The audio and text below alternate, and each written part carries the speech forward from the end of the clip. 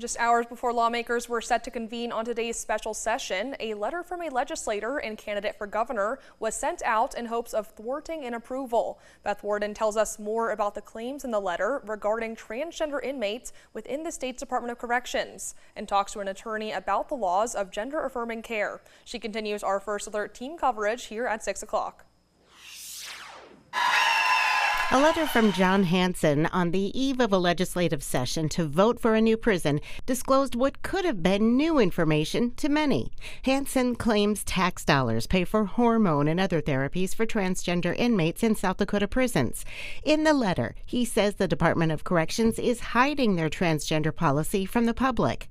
To Samantha Chapman of the ACLU, the timing of the letter is no mistake. Not surprised that Jon Hansen at the 11th hour is pulling out any possible reason he can concoct to oppose the prison that is desperately needed here in South Dakota.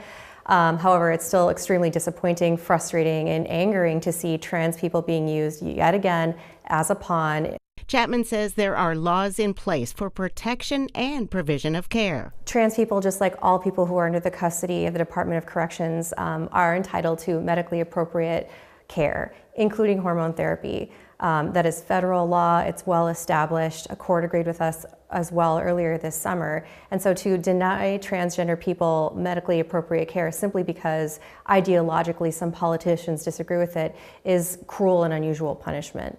Hansen talks of a discovery of a gender dysphoria committee and a consultant who is paid to determine cross-sex hormones. Hansen claims their roles are pushing, quote, policies that don't reflect our values, end quote. Chapman notes there are many values across the state. There's a diversity of opinions in South Dakota, and there's a diversity of people in South Dakota. Whether or not Speaker Hansen wants to admit it, transgender South Dakotans exist. Two-spirit South Dakotans exist. Hansen's letter was sent using the Hansen Lems for Governor campaign logo.